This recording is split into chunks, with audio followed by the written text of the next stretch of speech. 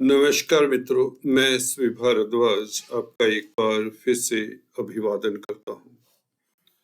ज्योतिषी चर्चा में आज हम कर्क राशि तथा कर्क लग्न के लिए काफी महत्वपूर्ण टॉपिक लेकर आए हैं। काफी लोगों का एक आग्रह था कि राहु के ऊपर कुछ आप कहिए। दोस्तों, आपकी इच्छा को पूर्ण करते हैं और 2024 में राहु का और इवन केतु के प्रभाव के बारे में भी आप जान पाएंगे इस वीडियो से। राहु छलिया ग्रह है, मायावी ग्रह। कुछ ज्योतिषाचार्य इसे स्मोक, धुएं से भी कंपेयर करते हैं।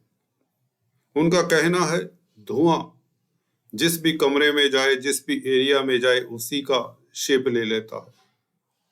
राहु भी कुछ इसी तरह के हैं। जिस राशि में होते हैं उसी राशि का फल देते हैं, जिस भाव में होते हैं उसी भाव के अनुरूप, जिस ग्रह के साथ होते हैं उसी ग्रह का फल देते हैं, उसी ग्रह को प्रभावित करते हैं। बल्कि और भी बहुत सारी बातें हैं।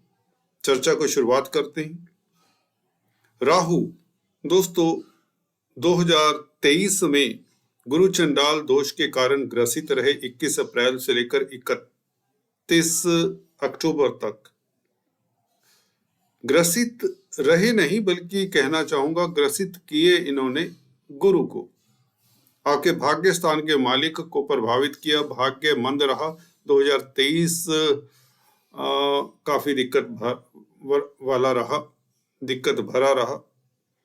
तो एनीवेज अब स्थिति बेहतर है। 2024 में किस तरह का फल देने वाले हैं चर्चा करते हैं। आपके नवम भाव में गोचर और केतु का गोचर तृतीय भाव में है। 9th हाउस में इसका पूर्ण रूपेण किस तरह का फल देने वाले हैं 2024 में विस्तार से जानते हैं। इससे पहले राहु के बारे में कुछ बताना चाहूंगा।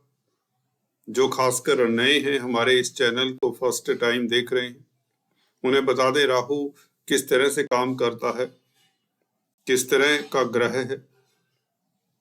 राहु की उत्पत्ति की बात करें तो पौराणिक कथाएं हैं, उनमें यह कथा काफी फेमस है कि अमृत मंथन के समय राहु सूर्य और चंद्र के बीच भेष बदल कर बैठ गए और छल से अमृत मंथन के समय अमृत पान कर लिया। परंतु विष्णु भगवान ने जैसे ही देखा कि यह दैत्य है तो उसका सर धड़ से अलग कर दिया। सर राहु कहलाया, धड़ केतु कहलाया। आपको बता दें राहु का नाम स्वर बाहु है। इनके माता पिता राक्षस कुल में पैदा होने के कारण राक्षसी प्रवृत्ति के ग्रह हैं बेसिकली। इनके माता पिता का नाम विप्राचिति, फादर का नाम, और मदर का नाम, माता का नाम सिमहिका, जो कि भक्त प्रहलाद की सिस्टर बताई जाती है, हिरण्यकशिपु की बेटी। रेस्ट स्टोरी आप जानते ही हैं। तो ये राहु का बेसिकली पुरानी कथाओं के हिसाब से इसका वो बताया जाता है। भी राहु बेसिकली थे क्या और बने क्या।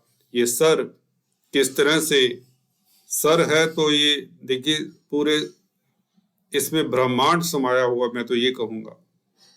जब भी राहु की दशा अंतरदशा आती है तो ये सब कॉन्शियस माइंड को कंट्रोल करता है, व्यक्ति को भ्रमित करता है, भ्रम पैदा करता है, व्यक्ति को गलत डिसीजन लेने पर मजबूर कर देता है। व्यक्ति को कुछ समझ नहीं आता, कुछ सुनता ही नहीं किसी की। ऐसा व्यक्ति जिनके खास कर राहु खराब होते हैं। खराब राहु कब होते हैं ये बता देते हैं। पहले जब राहु चंद्रमा के साथ हो, सूर्य के साथ हो, तो निश्चित तौर से अच्छा फल नहीं दे पाएंगे। मंगल के साथ भी अच्छा फल नहीं दे पाते, अंगारक योग बनता है। शनि के साथ पार्श्विक दोष बनाते हैं, ये भी अच्छा फल नहीं देते। तो ये कहा जाता है कि राहु केतु जैसे ग्रह अकेले ही भले। हालांकि शुक्र और बुध के मित्र बताए जाते हैं, तो इनकी राशियों में भी अच्छा फल देते हैं राहु खासकर। शुक्र की राशि वृषभ में कुछ ज्योतिषाचार्य अच्छा बताते हैं, कुछ मिथुन में उच्च का बताते हैं। तुला और कन्या में भी अच्छा फल देते देखे गए हैं, परंतु राहु अच्छा फल तब देते हैं जब केंद्र त्रिकोण में हो या उच्च स्थान में हो, और जिस राशि में होते हैं उस राशि का मालिक भी अच्छी स्थिति में होना चाहिए, स्ट्रोंग होना चाहिए, केंद्र त्रिकोण में होना चाहिए, भले फिर चंद्रमा की राशि में ही क्यों ना हो। ये सूत्र याद रख लीजिए। अगर आपकी कुंडली में कर्क राशि में है, सिंह राशि में है, कर्क राशि में है तो चंद्रमा मालिक है, परंतु यह अगर चंद्रमा के साथ है तो राजयोग कारक हो जाएगा, क्योंकि राहु ने उसका फल देना है जिस राशि में है, उस ग्रह का फल देना है जिस ग्रह के साथ है। अगर चंद्रमा के साथ है तो चंद्रमा स्व राशि में बली होते। इसी तरह सूर्य के साथ है, सूर्य की राशि में, परंतु माता पिता को कष्ट हो सकता है, गवर्नमेंट तंत्र से कष्ट हो सकता है सूर्य के केस में। पिता के कारक है सूर्य, सूर्य के साथ हैं तो आत्मा को भी कहीं ना कहीं यह दिक्कत देता है। तो राहु के बारे में चर्चा विस्तार से फिर करेंगे। अभी हम फलादेश की बात करते हैं। 9th हाउस में राहु, गुरु की राशि में, गुरु आपके दशम भाव में, तो गुरु का फल देंगे। जैसा कि बताया राहु छाया ग्रह है, इसका अस्तित्व नहीं है, जिस राशि में होते उसी का फल देंगे। तो गुरु 10th हाउस में रहेंगे, 11वें भाव में रहेंगे। 11वें भाव में 30 अप्रैल से यह कमाल करने वाले। अभी दशम भाव में भी गुरु बली है, मार्गी हो चुके, तो राहु की जिनकी दशा अंतरदशा उनके लिए शुभ फलदायी होंगे। खासकर केतु, तृतीय भाव में बैठे हुए केतु आपके पराक्रम में वृद्धि करते हैं, आपको कई जगह पर सफलता देते हैं, बिजनेस खूब चलता है, कामयाबी मिलती है, प्रतिष्ठा बढ़ती है। केतु का यहाँ पर 3rd हाउस में उच्च स्थान में क्रूर ग्रह बहुत अच्छा फल देते हैं। 3, 6, 10, 11 भाव उच्च स्थान कहलाते हैं। इनमें बैठे हुए राहु, केतु, शनि, मंगल, सूर्य इत्यादि ये पांचों ग्रह में से कोई भी ग्रह बैठ जाए तो बहुत अच्छा फल देता है। तो केतु आपके लिए राजयोग कारक है, नो डाउट। राहु राजयोग कारक इसलिए क्योंकि गुरु की स्थिति अच्छी है। राहु ने फल किसका देना है? गुरु का। गुरु 10th हाउस में है, भाग्य स्थान के मालिक है, तो भाग्य अब 2024 में साथ देना शुरू हो जाता है। 23 में गुरु चंडाल दोष के कारण स्थितियां आपके अपोजिट रही, तनाव रहा, दिक्कतें रही, बहुत परेशानियां रही। नवंबर दिसंबर से स्थितियां कुछ बेहतर होनी चाहिए, क्योंकि शनि भी मार्गी हो गए थे नवंबर में, तो स्थितियां अब तनाव वाली नहीं होनी चाहिए। प्रोग्रेस अब धीरे धीरे आप करना शुरू कर देंगे। यहाँ पर गुरु जैसे ही 30 अप्रैल से 11वें भाव में आते हैं तो धन की स्थिति आपकी बेहतर होगी। हालांकि अभी भी केतु के कारण धन की स्थिति बेहतर होगी, क्योंकि केतु की नवम दृष्टि लाभ स्थान के ऊपर है, जो कि उच्च स्थान है। क्रूर ग्रहों का प्रभाव उच्च स्थान के ऊपर अच्छा माना जाता है, जैसा कि मैं बताता आया हूं। तो केतु की नवम दृष्टि 11वें भाव के ऊपर है, तो लाभ तो होना चाहिए, लाभ हो रहा होगा, परंतु इस लाभ में कई गुना वृद्धि के योग 30 अप्रैल से बनते हैं, जैसे ही गुरु 11वें भाव में वृषभ राशि में प्रवेश कर जाते हैं। तो राहु की दशा अंतरदशा वालों के लिए अभी उन्हें सब्र थोड़ा सा रखना चाहिए। सब्र इन द सेंस कि अगर आपको कोई अच्छा फल नहीं मिल पा रहा, हालांकि बुरे नहीं है, इस अवधि में गुरु केंद्र में है तो भाग्य तो साथ देगा, कुछ ना कुछ शुभ समाचार मिलेगा। कार्य क्षेत्र के लिए, कैरियर के लिए अभी अच्छे, क्योंकि राहु की नवम दृष्टि पंचम भाव के ऊपर है, तो छात्रों के लिए समय शुभ रहेगा, प्रतिस्पर्धाओं में उत्तीर्ण होंगे, कोई आपको शुभ समाचार मिले, देवी शक्ति आपका साथ देगी। 9th हाउस में बैठे हुए राहु कहीं ना कहीं धर्म कर्म तंत्र मंत्र से, पूजा पाठ से आपको सफलता देते हैं। अगर आप धार्मिक कृत्यों में संलग्न रहते, क्योंकि गुरु की राशि में है, धार्मिक कृत्यों में संलग्न रहते हैं, धर्म कर्म के कामों में संलग्न रहते हैं, तो राहु आपको अच्छा ही फल देंगे गुरु के कारण, गुरु के जरिए। तो गुरु कैरियर के भाव में है, प्रतिष्ठा के भाव में है। अगर पॉलिटिक्स में है तो राहु 9th हाउस में बैठकर राजनीति में भी आपको सफल करते हैं। 9th हाउस के ऊपर दृष्टि, 9th हाउस राजनीति का भी।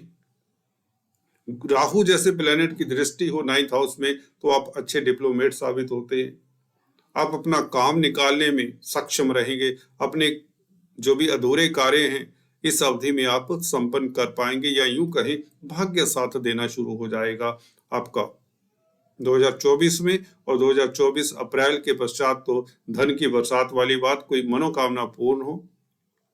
बल्कि अगर छात्र हैं तो प्रतिस्पर्धाओं में अभी उत्तीर्ण होते हैं। दूसरे रिश्तों की बात है, रिश्तों को लेकर कोई तनाव था वह इंप्रूव होता है, खासकर लव लाइफ उत्तम रहती है। प्रियतम प्रेयसी के साथ आपका समय अच्छा बीतेगा, मैरिज लाइफ अच्छी रहेगी। पंचम भाव के ऊपर राहु का प्रभाव शुभ कहा जाएगा, क्योंकि राहु शुभ हैं तो इनकी दृष्टियां भी अशुभ नहीं हो सकती। लगन के ऊपर दृष्टि, पंचम दृष्टि राहु की आपको एम्बिशियस बनाती है, परंतु अपनी एम्बिशन को थोड़ा सा लगाम भी दीजिए, सहज रहिए, क्योंकि जो घटनाक्रम है आपके लिए हो रहा है, आपके हित के लिए हो रहा है। ये याद रखिए, शनि जब अच्छी स्थिति में हो, शनि 30 जून तक मार्गी है, बहुत बेहतर है, विपरीत राजयोग बना रहे हैं। यहाँ पर ढैया का फल नहीं मिल रहा आपको, ना ही मिलेगा। इस अवधि में शनि 30 जून तक आपके लिए बहुत सहायक है। 30 अप्रैल से लेकर 30 जून तक ये समय आपके लिए इस साल का गोल्डन पीरियड सिद्ध होगा, क्योंकि गुरु खासकर 11वें भाव में चले जाएंगे और राहु ने गुरु का फल देना है। तो राहु, गुरु, शनि, केतु, ये सभी क्रूर ग्रह जब अच्छे हों तो हो नहीं सकता कि आपको सफलता ना मिले, तरक्की ना मिले, धन ना मिले, आपकी कोई इच्छा पूर्ण हो, घर परिवार में खुशियों का माहौल, कोई मांगलिक कार्य हो, जमीन जायदाद प्रॉपर्टी। 11वां भाव, जब गुरु 11वें भाव में जाएंगे तो प्रॉपर्टी संबंधित कामकाज से लाभ होने के योग बनते हैं। कोई मशीनरी परचेज करें, कोई घर के लिए बड़ी आइटम, वाहन परचेज करने के योग इत्यादि बनते हैं। मित्र मंडली की सहायता मिलती है, भाइयों का स्नेह मिलता है, रिश्ते नातेदार आपका सम्मान करते हैं या उनके साथ आपके संबंध इंप्रूव होते हैं। तो कुल मिलाकर अगर राहु की बात करें 2024 में बहुत बेहतर स्थिति में, भाग्य को जगा रहे, विदेशों से आपको लाभ होता है। विदेशी कामकाज के लिए खासकर 9th हाउस विदेशों का माना जाता है, लंबी यात्राओं का माना जाता है। आपकी ज्ञान पिपासा जगाता है राहु यहाँ पर बैठकर। साहित्य में, लिटरेचर में आपका झुकाव हो जाता है। कुल मिलाकर विदेश यात्रा के योग प्रबल हैं, वीजा इत्यादि आपका आसानी से लग जाएगा। अगर आपको दिक्कत रही है तो यह राहु इस अवधि में बहुत बेहतर फल देगा। और रेवती नक्षत्र में है, अभी 8 जुलाई तक रहेंगे, बुध के नक्षत्र में है, बुध 12वें भाव के मालिक है। तो राहु की जिनकी दशा अंतरदशा है उन्हें विदेश जाने से कोई रोक नहीं सकता।